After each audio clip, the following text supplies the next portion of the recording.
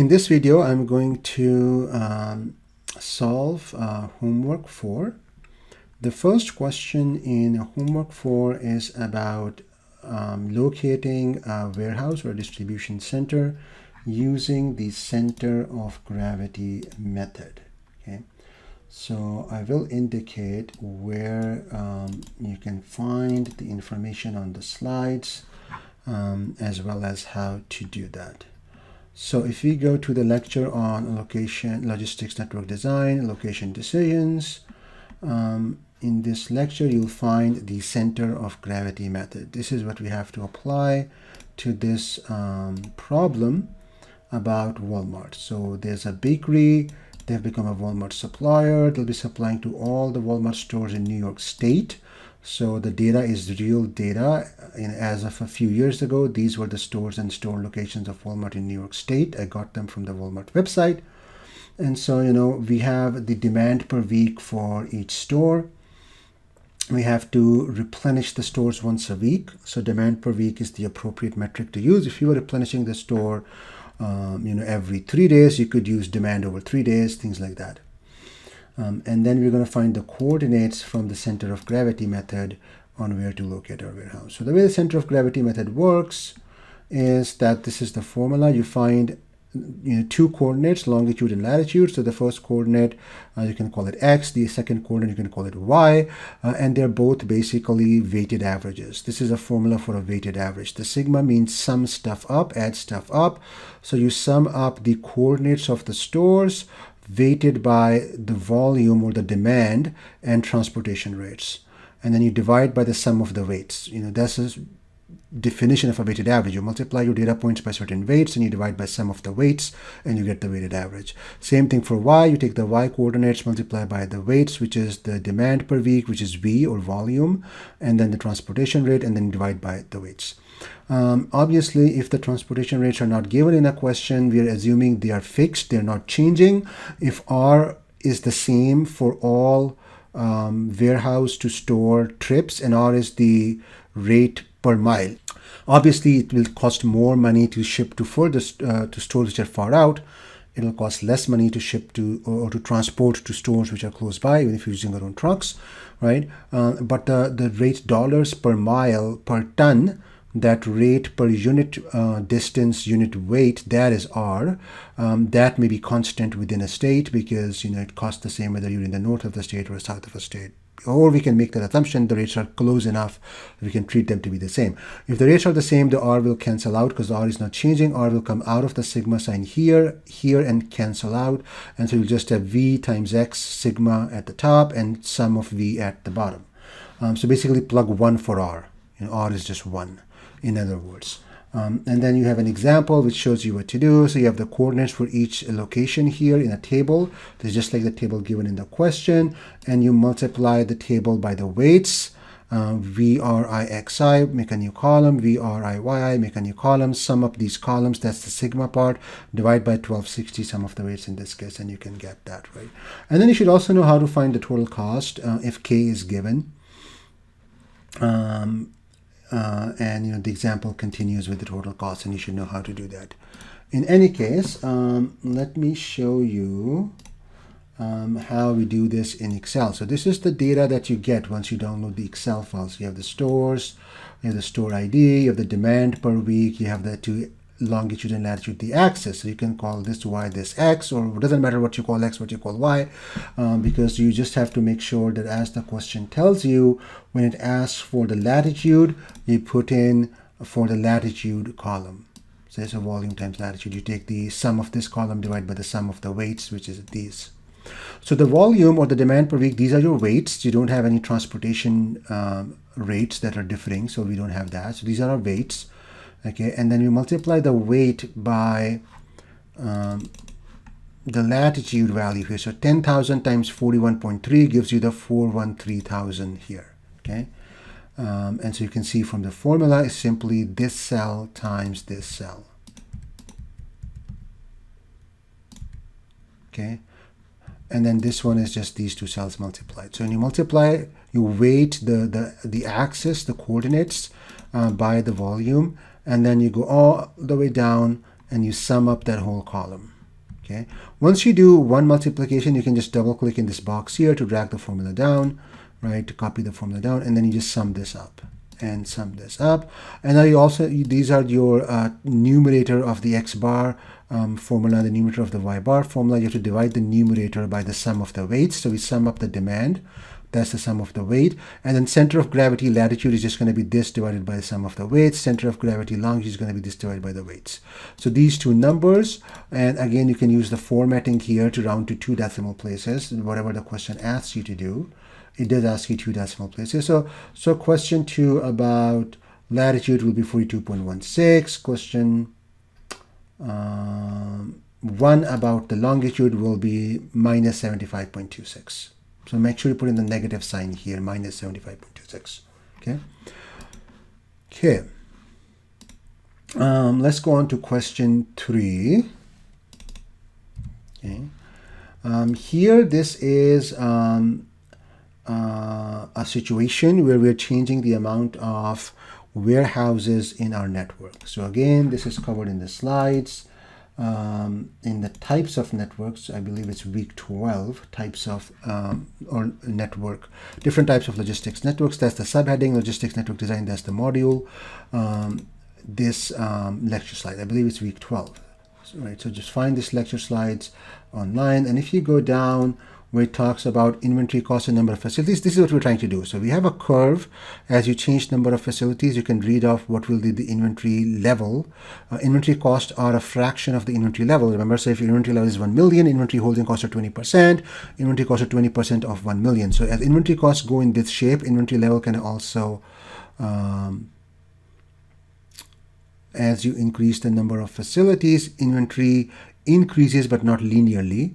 And so the inventory level also kind of follows this curve. Anyway, we have a formula which captures this curve approximately, given in the next slide right here, slide 6. Actually, no, we're going to use the square root formula here, this one, which has 2 ends, because you could use this formula as well. You have to do it in 2 steps, the calculation in 2 steps. First, you'll go back to, you'll go from whatever warehouses you have to 1 warehouse, then you go from 1 warehouse to the number of warehouses you actually want. This is a 2-step calculation if you use this formula. But we can just simply use this formula, which does the 2 steps in one go. And so here, I2 is the system level inventory in N2 locations. I2 and N2 represent the new system, okay, which is your new locations. Whether they're more or less doesn't matter. The formula works either way. Whether you go from 15 to 25 locations, the formula will work. Whether you go from 15 to 10 locations, this formula will work. Whether you go up or down, doesn't matter. So don't just put the larger number in I2. I2 means the second stage, the final stage of your network. So after you make your changes, how many locations you have, N2, and I2 is the level of inventory in the whole system with N2 locations. That's what we're going to calculate. I1 is the initial system, and N1 is the initial number of locations. Okay, so let's do this question. So we have to find out what is N1, what is N2, what is I1, then you can solve for I2. Okay, so N1 is how many warehouses you have in the beginning. Currently you have 15 warehouses. That's going to be N1. Okay, the numbers may be different for you. This is an algorithmic question, changes the numbers around. So make sure you do it for your numbers. So current warehouses is N1. Each warehouse has an average inventory of 3 million. So if one warehouse has 3 million, and for you the number might be different, 3.1, 2.9, whatever it is, take that. I multiply the 3 million by 15 warehouses to get the total inventory in the system. So right now I have 45 million of inventory in my system, spread across 15 warehouses, about 3 million in each warehouse on average. Okay. And now we're going to go to 9 warehouses. So you may have a different number like 8 or 10 or whatever, right? So we're going to 9 warehouses. So how much inventory will we have in the system when we're down to 9 warehouses? So we do I1 multiplied by square root, and then just make sure you do it in the right order. You want N2 to be in the numerator, and you want it to divide it by N1. So in the square root, you have to have N2 divided by N1. So we take N2 divided by N1. Okay, and we get 34.856, or you can, if you want to 2 decimal places, yes it does. It will be 34.86. For me, again, these numbers will be different for you, so solve this problem for the numbers you have. And now the last set of problems is about network optimization, Q4 onwards. where we have manufacturing microchips. We accept orders in where each case is 100 microchips on it. Demand is in cases. That's great. We have production capacities. These are production facilities. We have production capacities on them, and then we have 4 warehouses, and the demand at each warehouse is also given. Okay, and we want to design the transportation, which production plant will ship how much to which warehouse to minimize our transportation costs. So very standard optimization problem. And so examples of this are given online in the we had 2 weeks. We covered this in 2 weeks, I believe, and it's in the relevant folders for those 2 weeks, which talk about network using linear optimization or network optimization. Okay, in Excel using Solver. So let me copy paste the data here. So this is this table, right? This table, I just copy pasted it in here, and then I took my capacities and I wrote them in front of each production facility. So Seattle has a capacity of 9,000, Columbus has a capacity of 4,000, and so on. And I took my warehouses in the columns, and then the demand at each warehouse is given right here. Demand in Pittsburgh is 3,000, demand in Denver is 4,000, in Mobile, Alabama 5,000, and so forth. Okay, so it's just this table copy pasted into Excel. I wrote the capacities in the rows because the rows represent the production. Columns are the warehouses. Here's the demand for each warehouse that each warehouse has to fulfill. Okay, so now to optimize this, I'm just going to copy paste this one more time, delete the transportation costs, and color these cells some shade. These are my decision variables.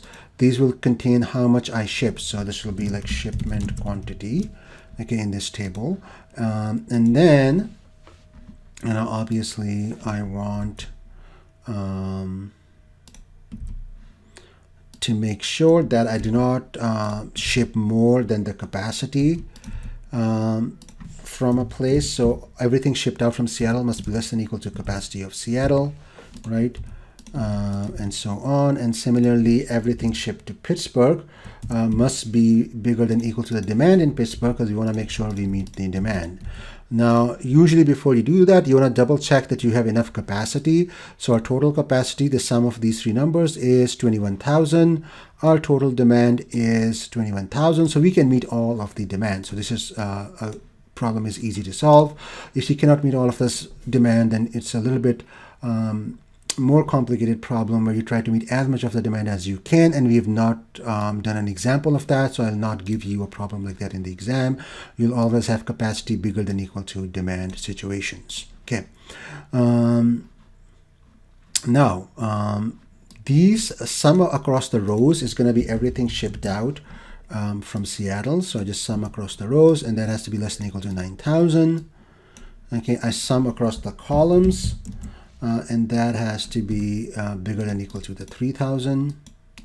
Okay, and these are my constraints, and then my total transportation cost is gonna be just the sum product of what I ship multiplied by the transportation rate. Everything is in cases, so how many cases I ship and what's the cost. So if I ship just one case here, you'll see it cost me $25, and I'm within capacity and within demand constraints. Then we go to Solver. We want to minimize the cost, so make sure this is minimized. You want to minimize costs by changing the blue cells, all of that, subject to constraints. All of these numbers have to be less than or equal to all of these capacities. Add all of these numbers, how much was received by a warehouse, has to be bigger than or equal to the demand at each warehouse. Okay, those are our constraints. Make sure you do simple XLP. It's a linear problem. You don't need to go to any nonlinear solvers. Make unconstrained variables non-negative should be checked, because our blue cells cannot go negative. So this ensures that our blue cells stay positive. Otherwise, it will put in negative numbers to drive down the cost, because negative cost will take down total cost. So you want to make sure this is checked. And that should be it, unless I'm missing a constraint. In question 4, I believe this is it. Let's hit solve, and I get a total cost of $196,000 $360, which is correct. So that is what will go here. What is the total transportation cost? $196,360. Okay. Let's go to the next question. We have now two options. So our demand has increased. Okay. And so we have increased demand. And to meet this demand, we have two options. We can increase capacity of Columbus, this factory here, or we can set up a new production facility in Omaha, NE. And so we have a new table here. So let's copy paste. Let's do Q5 and 6 in a new area. So again, I am going to copy paste that table given in the problem. Okay. So this is the table. And I've also copy pasted the new demand out. So these are the new demands. If you look at the new demand, the sum of the new demand is 25,000. And capacities will depend on which option we're using, right? So we have 9,000, 4,000, 8,000 for the initial three production facilities. We can set up Omaha for 4,000. Okay. Question 5 is option 1. Analyze option 1. So we don't have Omaha. This is, you can just kind of gray it out, if you will. Okay, no, let's gray it out. So we're not going to use the gray cells for now. We can gray them out. So this, let's say, does not exist. Okay, this is Q5. Okay, and our Columbus, Ohio capacity has increased by 4,000, so it becomes 8,000. So this has become 8,000. Okay, so this is because we are in Q5, which is Columbus expansion. And we're not going to use, do not use gray cells. They are for Q6. Okay, so we're going to solve the same problem again. So we're going to copy paste all of this down here, copy paste the capacities here, copy paste the demand here. Actually, for this one, it's a little bit easier just to copy paste all of this stuff. Just make a copy of this and modify this and just change this to 8,000, right? So I'm just going to copy the sum formula right here. Just double check it's the sum of the right stuff. Very good. Do the sum across the rows. Okay, and copy it down. Okay, and these are going to be my decision cells. So I delete that, make it blue. Okay, so same as Q4, same exact setup. You basically can just run Q4 with this set to 8,000. You can just go here, change this to 8,000, rerun solver, and you're done. Okay, that's all you have to do. So I just started it as a separate problem, so I'm just doing it as a new setup, right? And then your total cost is again just the sum product, how much you ship, and the cost of shipping one case to each. Okay, so then we go to data solver, quickly minimize my transportation cost by changing all the blue cells. Okay, and then we have constraints. All of these have to be less than or equal to the capacities. Add all of the amount shipped out has to be bigger than or equal to the demand. Non-negative, simplex LP, solve. So for Q5, we get a cost of 201,750. So Q5, what is the cost option when it's used? That's going to be 201,750.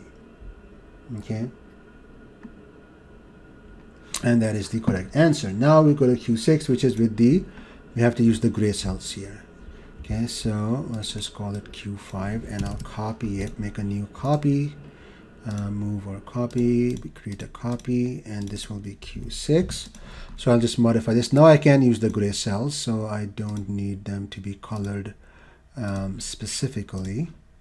Okay, and I can delete this, and this has to go back to 4,000 because in option 2, you set up a new factory in Omaha, Nebraska, but you do not expand Columbus. You're not expanding Columbus in Q6, right? Do not expand Columbus in option 2. Okay, so we keep it at 4,000. Okay, and so we're gonna delete all of this. Okay, copy paste this down here, move it down one row, move it one column here. Okay, and these will be our decision cells. So we color them blue. We have to update our sum product, so it includes the new cells, includes all of the blue cells and all of these cost years. We have more options this time. And then we sum, across the columns and the rows for our constraints. This, and then sum across the rows, as you've seen me do in Q4 and Q5. So exact same setup, just have an extra row in the table. Okay, and you can put those signs here, right? What we had here, for example, this is just labels. The Excel doesn't read this label. It's just, for our readability, that which cell has to be less than which cell. Okay, data solver, minimize this cell. Okay, by changing all of the blue cells, make sure you reselect them because otherwise you'll miss out the new rows. And then we'll delete the constraints and add them again. So all of this has to be less than equal to all of this. Add, and all of this has to be bigger than equal to all of this. And I have to make sure I have the right demand. So just double check that this demand matches your increased demand right here. 4,000, 5,000, 5,000, 6,500, 4,500. So this matches. And the capacities match for option 2. 4,000 new facility, it matches. And so the total cost is 228,590. That will go in Q6. 228,590 is your total cost for option 2. Option 2 has low transmission cost. No, this is false because if you look here, option 1, Q5 has lower total cost. So it's more, from a transportation cost perspective, it's better to expand Columbus than open up a new facility in Omaha. Notice Omaha is not cheap to ship pretty much anywhere. It only ships to Albany. That's close to it. And in this solution, Albany gets supplied by Columbus, which is not too far either. If you look at the Columbus has a cheaper cost to Albany than Omaha, Nebraska, and for all of the others, they have some other thing which is better for them. So Omaha, Nebraska is not a good location in our network. It's better to just expand Columbus. And that is the end of the homework. So I did go a little bit fast, but I know that you can pause the video, you can watch the recording, you can go back and forth. You have all the answers. I showed you in the slides where to look up certain problems. So I think you will be okay. If you still have questions, you can always email me.